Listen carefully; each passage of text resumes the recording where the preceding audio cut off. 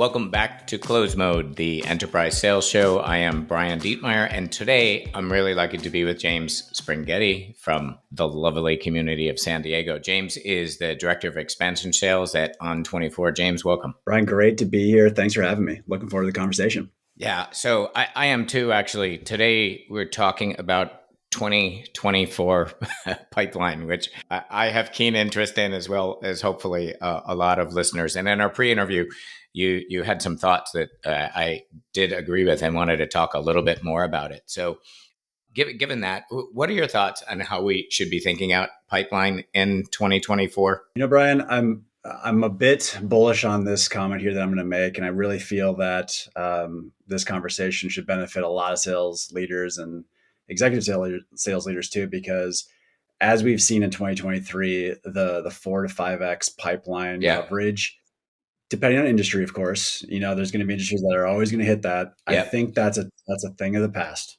And I think we have to really plan and expect to see a lower coverage. Yeah. And there's things we can do to make that better, right? But I think that we're going to see a 2.5, if we're lucky, 3x coverage. Okay. One of my board members is also an industry analyst, and he talks a lot about uncertainty. And he's like, this year was uncertain. We're going to have more next year. And, that's really should impact the way we think about our pipeline. So to that point, do you think we're ever seeing it? Is it coming back to 4x pipeline again?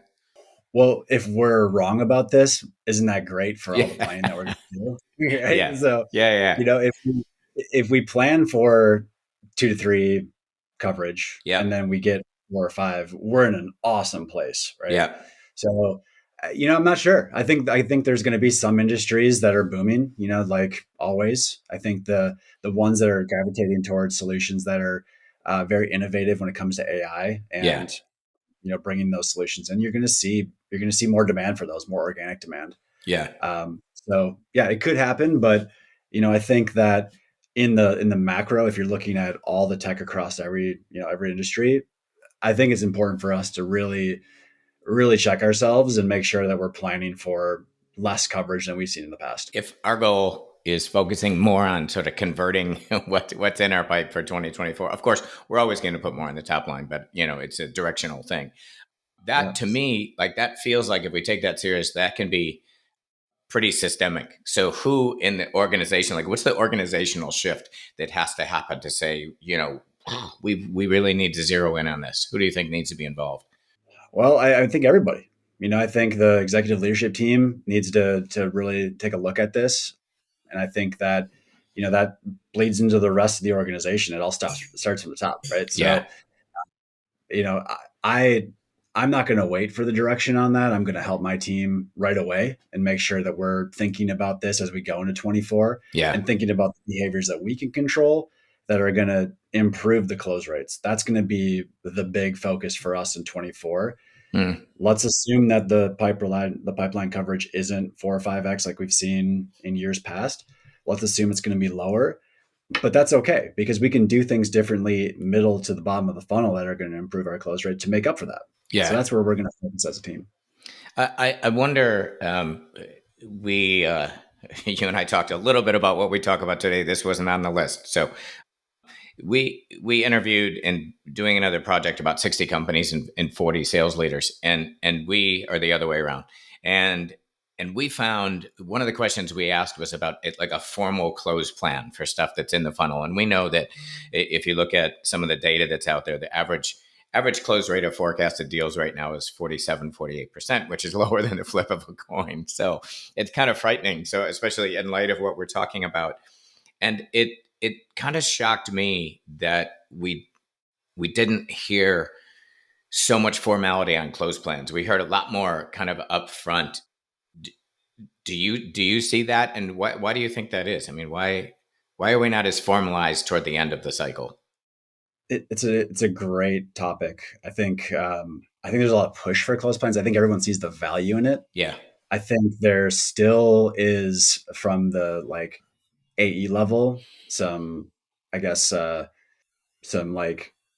trepidation maybe, or maybe some reservedness around all right, how do I make this feel mutual versus one-sided?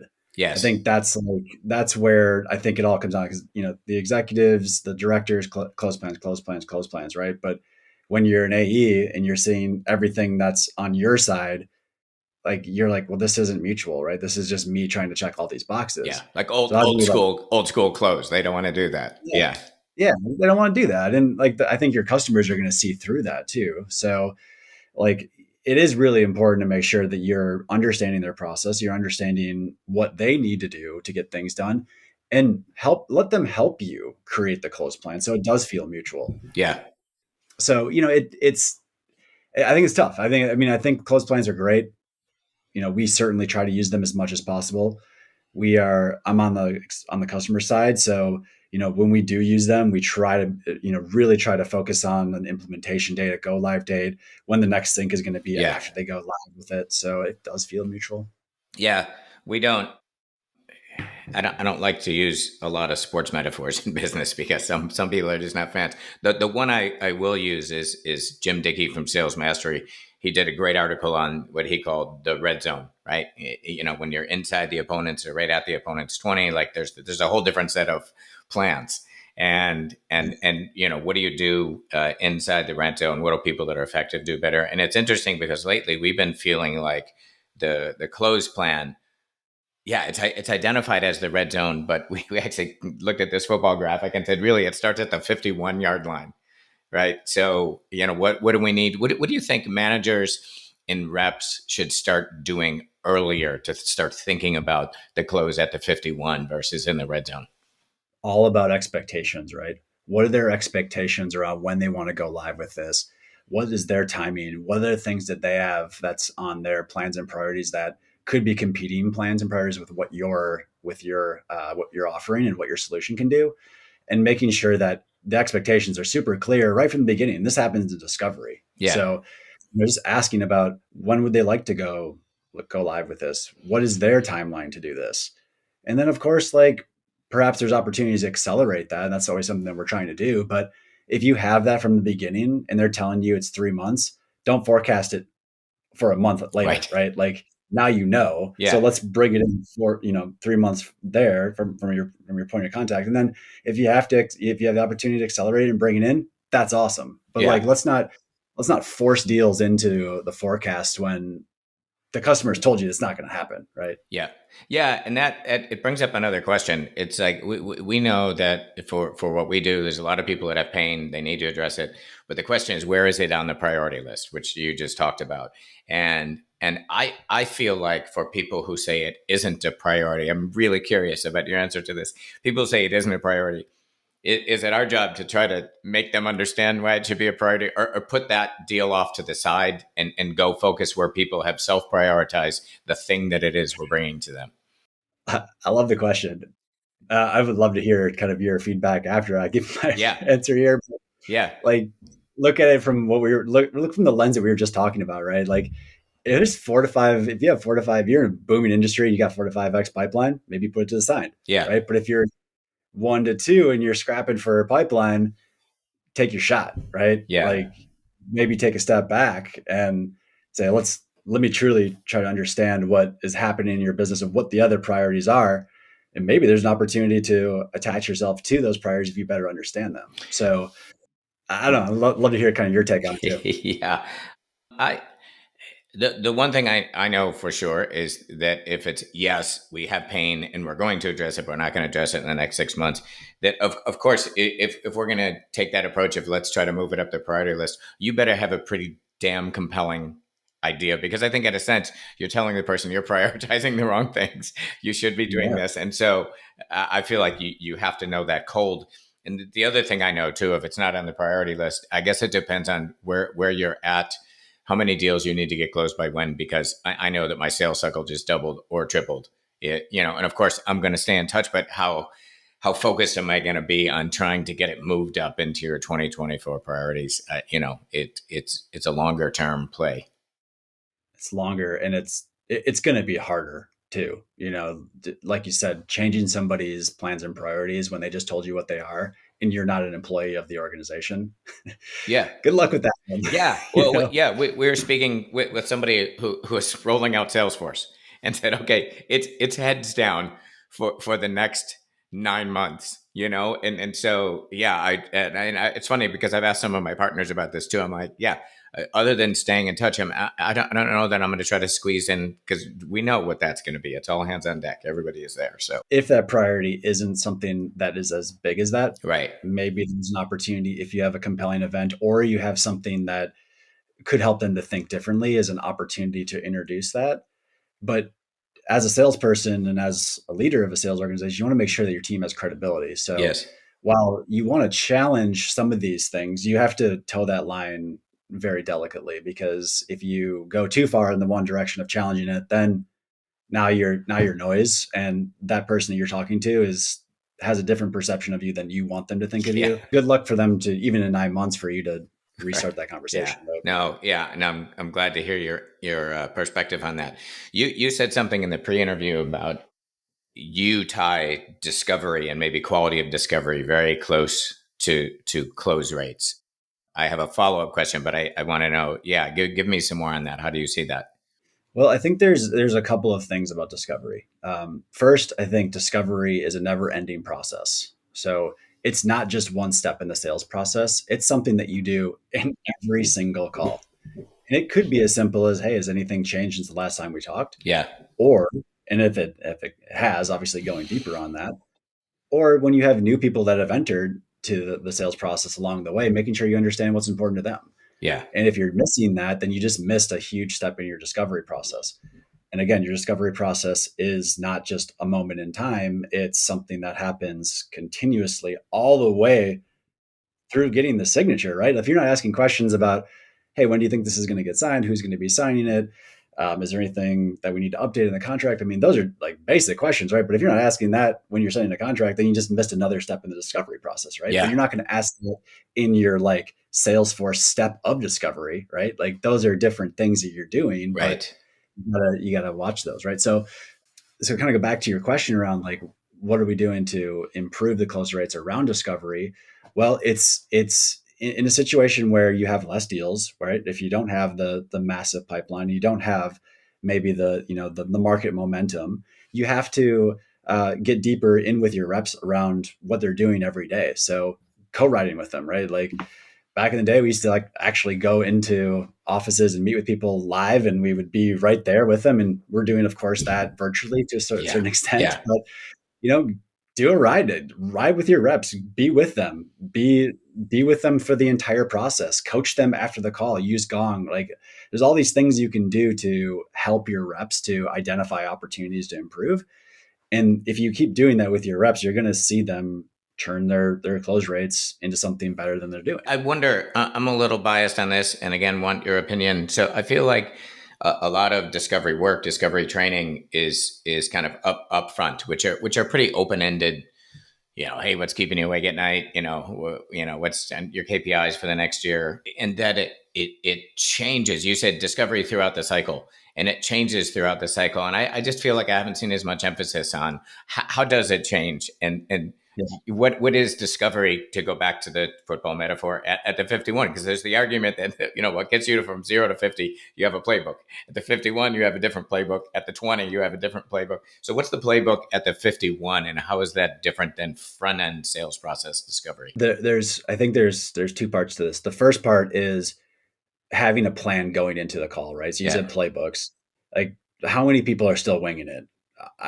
I'm assuming greater than 51%, Yeah. right? Yeah. So if you're not going into that call thinking about what happened in the previous call and then checking in on those things, and then also bringing maybe some new questions that are going to help you to better understand what's going on in their business, Yeah. that's the first step, right? It's just planning accordingly and making sure that that plan includes 3 to 5 questions. If you're doing more than 5, then it turns into an interrogation or an interview. Right. And guess what? Your buyers don't like that. So, and nobody likes that. So don't do it, right? If Yeah. you're just peppering with questions and you're just asking and you're not following up, I mean, the best advice that I've ever heard or read, or I don't know where I picked this up, but like you listen at level one, right? You listen and you don't worry necessarily about what the next thing you're going to say is.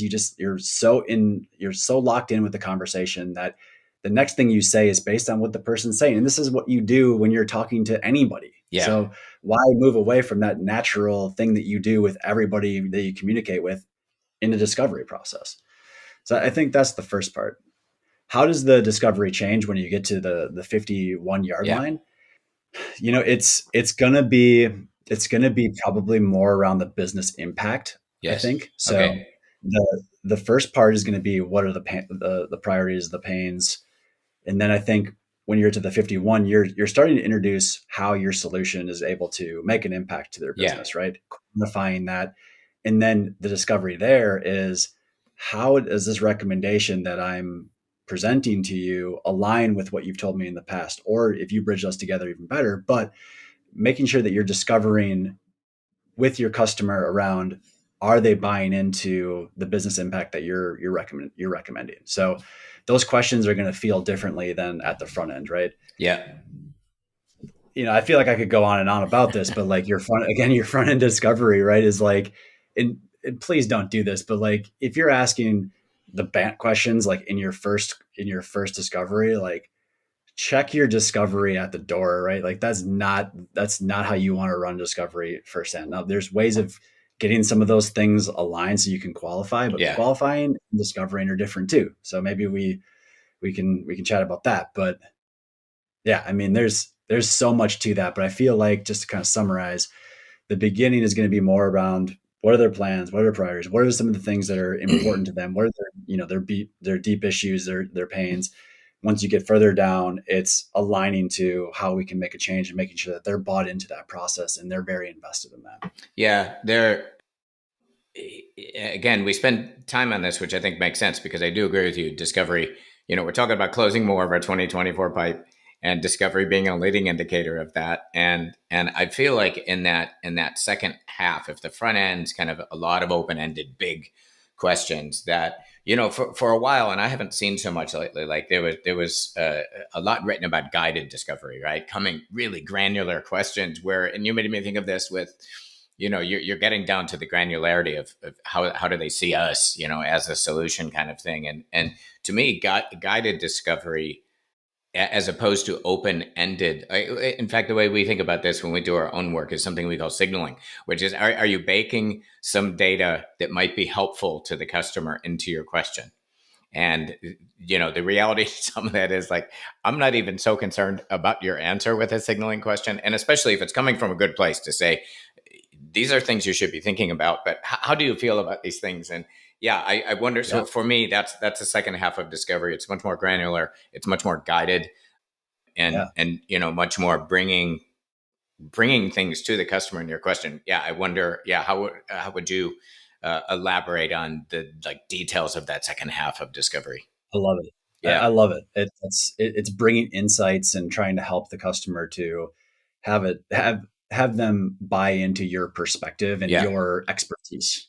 So, I mean, and isn't that what we're all kind of here to do when we're selling something, is to bring whatever best practices and benchmarks and the indicators that should be kind of forefront for a decision maker, and illuminating those. yeah, So I mean, I certainly agree with that. Always bringing in those proof points, those customer stories, helping the customer to really see, like, what, again, back to what I said earlier, the impact of whatever you're selling, yeah. right? So One of the I'm all most in.